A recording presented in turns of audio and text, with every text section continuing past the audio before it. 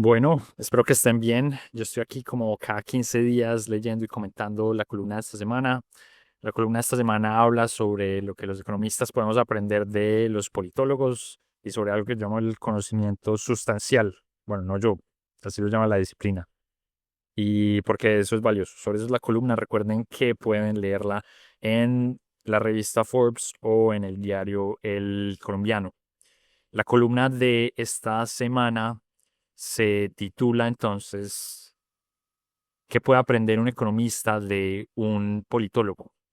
Y dice lo siguiente. Soy economista de formación. Tengo un pregrado, una maestría y un doctorado en economía. No en economía del desarrollo, ni en economía social, ni en economía política, sino en economía pura y convencional. Fui entrenado como un economista ortodoxo en el sentido más clásico del término. Sin embargo, mi carrera profesional se ha desarrollado en disciplinas distintas y en ese trayecto he aprendido cosas que desearía que mi formación inicial hubiese incluido. Hoy quiero hablar de una de ellas, algo que descubrí gracias a los politólogos. Hace varios años, cuando me unía al Departamento de Ciencia Política de Stanford, me sorprendió notar cómo mis colegas distinguían claramente entre dos tipos de saber. Por un lado, el conocimiento metodológico, lo que uno sabe sobre cómo investigar, y por el otro, el conocimiento sustancial, lo que uno sabe sobre el contexto que estudia. Esta diferencia no había sido especialmente relevante en mi experiencia previa en departamentos de economía. Allí la especialización existía, pero solía ser metodológica o temática. Por ejemplo, un macroeconomista no se definía por su conocimiento detallado de la Reserva Federal o el Tesoro de Estados Unidos, sino por su dominio de modelos DSG, series de tiempo o principios como la regla de Taylor. En ciencia política, en cambio, el conocimiento sustancial tiene una dimensión espacial marcada. Además de especializarse en temas, cosas como elecciones, movimientos sociales, grupos armados, etcétera, se espera que un investigador en ciencia política sea experto en al menos una región específica del mundo. Esto implica hablar alguna de sus principales lenguas, haber vivido o viajado extensamente por esa región, conocer su cultura, historia, instituciones y contar con una red sólida de contactos locales allí.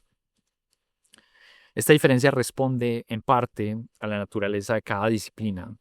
El objeto central de la ciencia política, que es el Estado y las dinámicas de poder, varía enormemente entre contextos, mucho más que los mercados y las transacciones de bienes, que son el foco de la economía. Entonces, si cambia más el objeto de estudio, pues supone que uno tiene que saber más de los contextos para entender cómo ese objeto se comporta.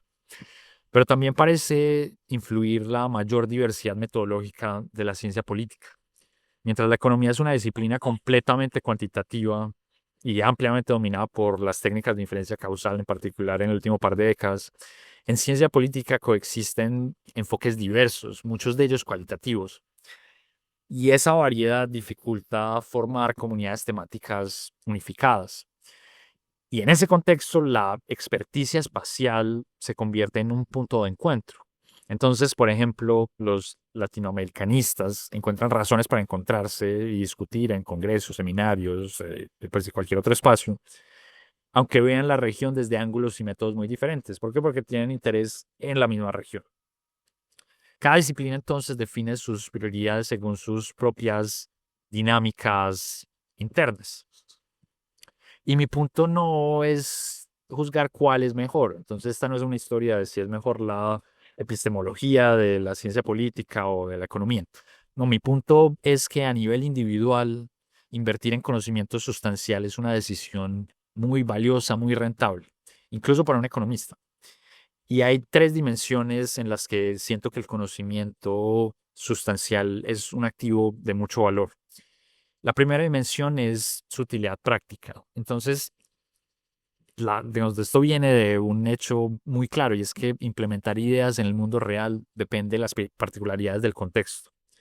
Y una brecha enorme entre las predicciones teóricas o las estimaciones empíricas y la realidad. Entonces, una cosa es lo que uno piensa que es el mundo y otra cosa es ir al mundo y hacer algo en el mundo. Y el conocimiento sustancial es el puente que conecta esas dos cosas. Entonces, un economista que aspire a roles prácticos, como por ejemplo el pronóstico macro, los análisis financieros, el diseño de políticas públicas, cualquiera que quiera hacer eso con un propósito muy práctico, necesita dominar el conocimiento sustancial a profundidad de lo que sea el espacio en el que va a operar. Esa es la primera dimensión, la utilidad práctica del conocimiento sustancial. Además de eso, es muy valioso el conocimiento sustancial porque tiene un gran potencial diferenciador. ¿Cuál es la historia aquí? La historia aquí es que en contextos no estructurados, donde el éxito lo define un mercado, una audiencia amplia, no una autoridad central, entonces no en el colegio, no en la universidad, no en los olímpicos, es decir, no en espacios donde hay un jurado que le dice a uno si las cosas bien o mal, sino donde uno tiene que convencer y atraer a grupos grandes de personas. Ahí es esencial destacar y diferenciarse de la competencia. Y ser un experto en el canon de una disciplina, la economía, por ejemplo, eso puede impresionar a los colegas, pero eso no impresiona al mundo exterior. O sea, uno no se diferencia conociendo muy bien el canon. Uno se diferencia conociendo cosas en particular. Y el conocimiento sustancial es eso. Entonces, el mercado de las ideas, si uno está hablando de competencia en ese mercado, es importante entender que ese mercado está lleno de nichos chiquiticos. No es un gran mercado, sino que hay muchos nichos chiquitos. Y en cada uno de esos nichos se va a preferir un economista promedio que se sepa el canon promediamente bien y que tenga gran experticia en el contexto específico de ese nicho antes que alguien que sea extraordinario y se sepa el canon perfectamente, pero que no sepa nada de los atributos del contexto de ese nicho. Entonces, la segunda razón por la que hay mucho valor en invertir en conocimiento sustancial tiene que ver con eso, tiene que ver con el potencial que eso le ofrece a uno para diferenciarse y eso es importante en contextos competitivos realistas. Y el tercer elemento por el que yo siento que es muy valioso invertir en este tipo de conocimiento es más de naturaleza personal y ahora voy a ampliar más en esto. Y es que el conocimiento sustancial se construye viviendo activamente. Uno aprende el contexto interactuando conscientemente con él. Entonces los idiomas se dominan hablando regularmente con la gente, ¿no? Estando afuera y conversando con la gente, oyendo a la gente. Y la cultura de un lugar se aprende prestando atención a los símbolos y las narrativas. Y los contactos se construyen siendo generoso y confiable con la gente, ¿no? Entonces, llevar una vida consciente suele generar como resultado natural un profundo conocimiento sustancial del cual uno debería sentirse orgulloso, ¿no? Y sentir que hay valor en eso. Entonces, las dos preguntas con las que termina la columna son, ¿cuánto conocimiento sustancial tiene usted? ¿Cuánto realmente valora el que ya posee? Esa es la columna. Y hay tres cosas sobre las que quiero hablar muy rápidamente.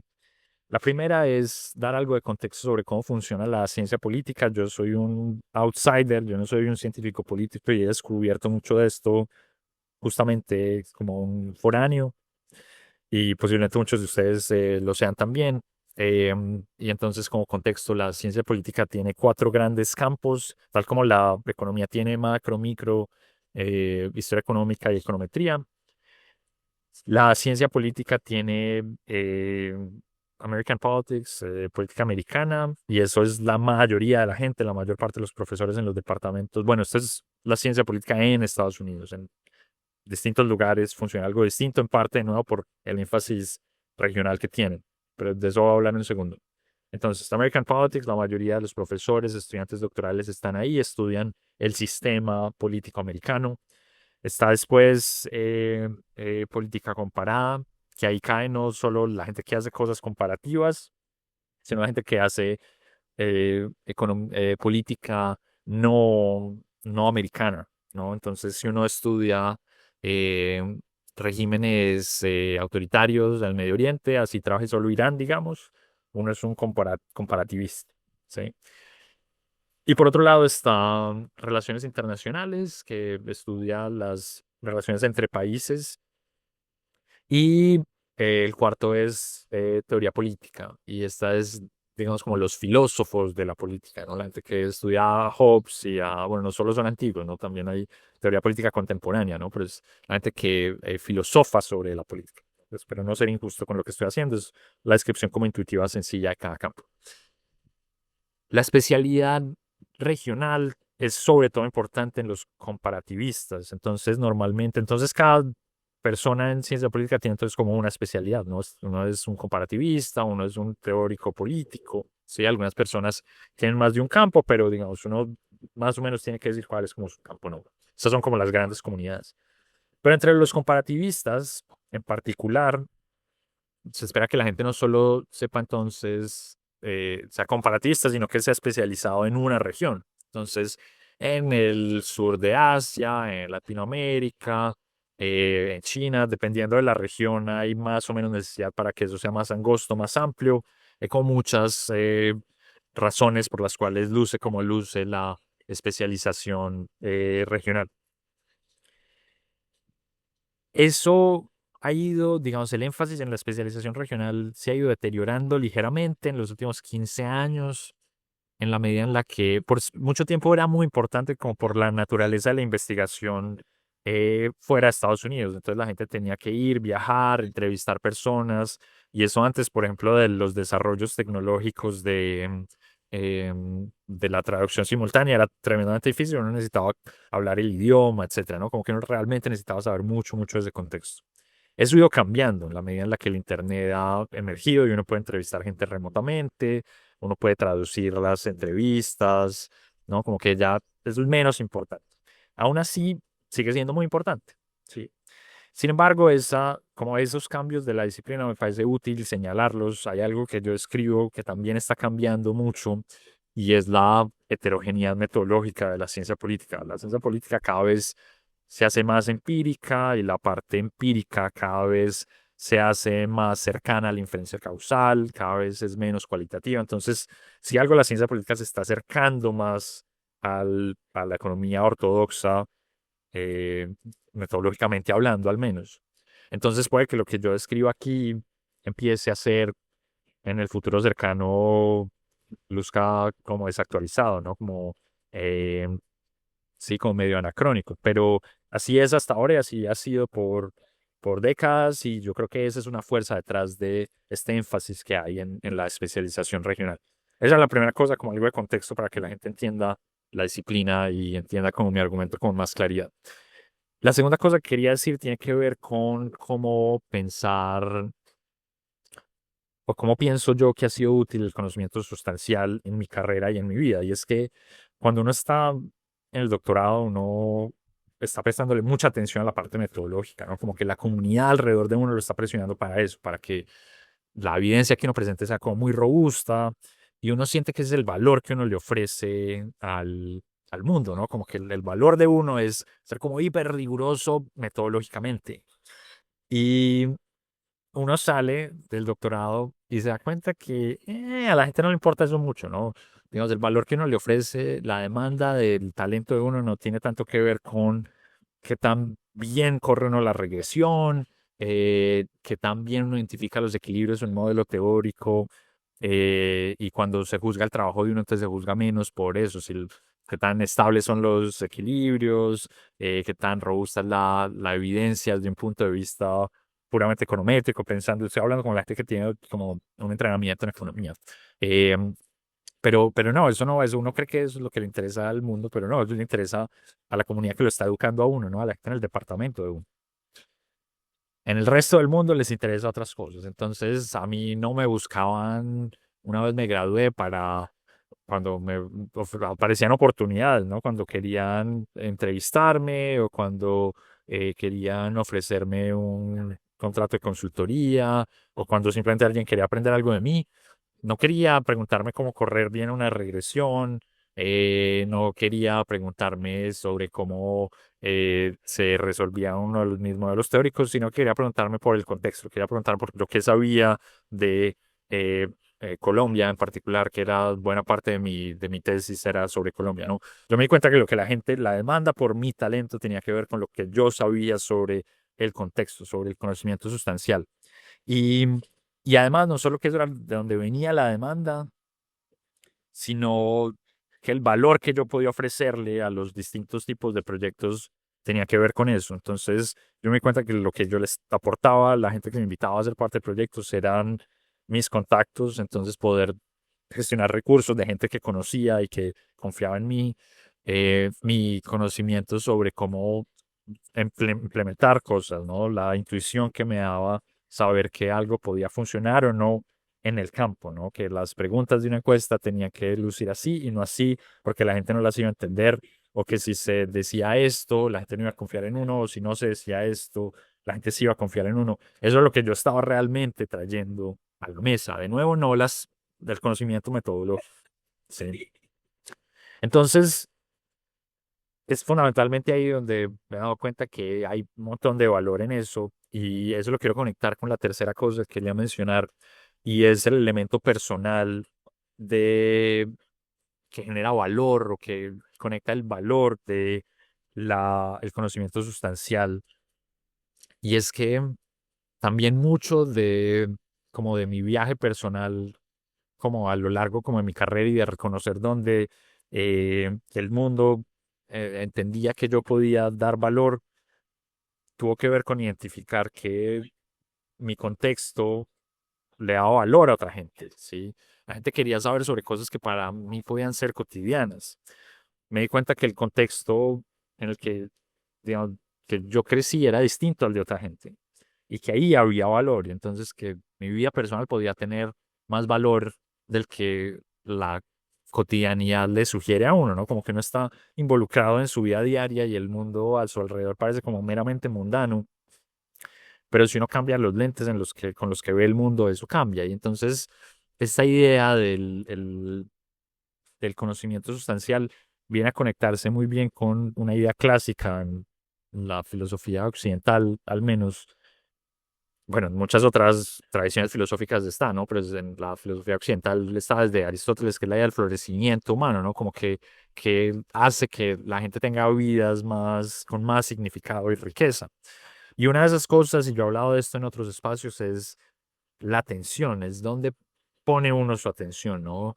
Y, y mi forma como de describir esto es decir que, digamos, digamos, el corazón de uno está donde está la atención de uno. Y esa es una de las cosas como muy trágicas de la crisis de la atención moderna, ¿no? Y es que a uno la atención se le va yendo en anuncios, en videitos de TikTok y ¿no? En el teléfono, ¿sí? Pero esto, por cierto, no es una cosa que se me haya ocurrido. La gente, por ejemplo, que trabaja en neurociencia le habla a uno y de cómo la dopamina es este currency, ¿no? Este medio de pago eh, del cerebro, ¿no? Entonces, y es eso, ¿no? Donde los recursos de uno están donde uno le presta atención. Entonces, de repente una vez uno empieza a reconocer que hay valor en el entorno de uno empieza a decir, vale, pues una vez yo le presto atención a mi entorno, hay un montón de cosas valiosas. Y por cierto, yo hago esto en mi cotidianidad, ¿no? Yo monto bicicleta y me vengo, de hecho, normalmente en bicicleta a la universidad y, y normalmente uno se desconecta, ¿no? Como que uno está en modo automático y sale uno de la casa y cuando menos piensa está llegando a la oficina, porque es una cosa que uno hace todos los días, tiene la cabeza en otras partes.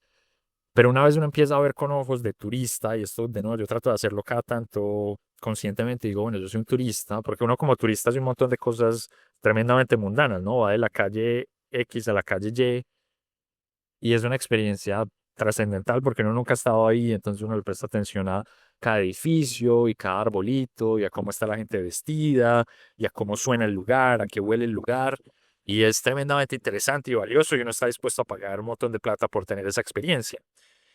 Y una vez uno pone esos mismos lentes para experimentar su cotidianidad, encuentra un valor similar, ¿no? Yo entonces una vez me pongo en esa actitud, me doy cuenta que hay casas que están en el camino a mi casa que yo nunca había visto y que son casas tremendamente bonitas y que la ciudad huele distinta, es decir, ¿no? Como que una vez uno empieza a prestarle atención a las cosas, aquí hay valor.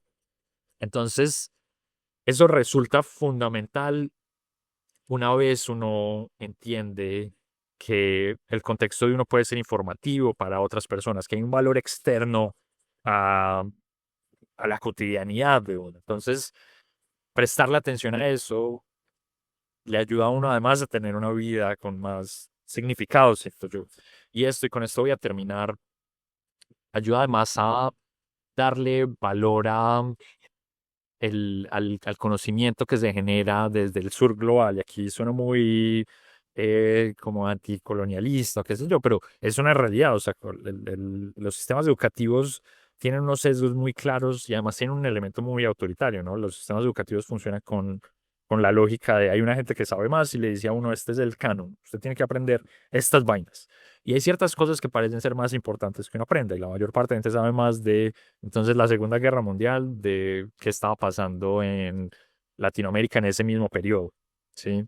Hay mucha gente que sabe más de Napoleón que cualquiera de los líderes políticos latinoamericanos del mismo periodo, ¿no? Entonces, y como por qué, es decir, como que es una pregunta como por qué tiene que ser así. Y no tiene que ser necesariamente así, hay demanda por ese otro conocimiento. Y uno debe valorarlo. Y yo he hecho una carrera desde ese punto de vista. Yo he hecho una carrera estudiando la élite de la región donde crecí en Colombia, ¿no? Yo he hecho una carrera hablando de Latinoamérica y del Medio Oriente, cuando está en el Medio Oriente. O sea, como que ha sido explotando ese conocimiento local que parece periférico, que de lo que yo he vivido, pues, por años, ¿no? Y eso es algo que posiblemente no le sorprendería a nadie en las artes, por ejemplo, porque es algo que un artista, cuando uno oye todo artista, la historia de todo gran artista es cómo tomaron ellos sus influencias locales y tradujeron eso a un mercado más grande. Y si uno piensa en las grandes obras de la literatura, entonces uno piensa en Cien años de soledad y uno piensa Macondo. Macondo es un pueblito, pero ese pueblito le llega a todo el mundo. Y uno piensa en el Quijote de la Mancha, y el Quijote está en La Mancha, ¿no? El Quijote no está, sí, no está en un lugar abstracto, no quiere estar en Nueva York, no. Pero incluso, bueno, si uno piensa también en la gran novela americana, por ejemplo, en la obra de John Steinbeck, ¿no? Que, por cierto, estoy aquí en Stanford. Él habla del Valle de Salinas, ¿no? Como que su obra maestra es sobre el Valle de Salinas, bueno, en otras habla de otras partes de California, pero el Valle de Salinas, en unas aldeitas, aquí a unas cuantas horas, o sea, y eso le llega a millones de personas, ¿no? Eso habla del alma del ser humano. Entonces, de nuevo, entonces el argumento que yo estoy ofreciendo aquí, eso no le sorprendería a nadie en las artes. Pero por alguna razón en las ciencias sociales eso no parece como muy intuitivo. Nosotros estamos queriendo simplemente aceptar el canon que nos ofrece y no vemos como las oportunidades del conocimiento local que hay. Y hay una frase que dicen que León Tolstoy la dijo, yo cada vez estoy más seguro que no es el caso, pero aún así me parece una gran frase. eh, y ha sido muy útil como para inspirar mi carrera y dice algo así como, habla desde tu aldea y serás universal, ¿no? O algo así, pues. Em, y, y creo que tiene mucha verdad, creo que esos son más los ojos con los que uno debería ver el mundo.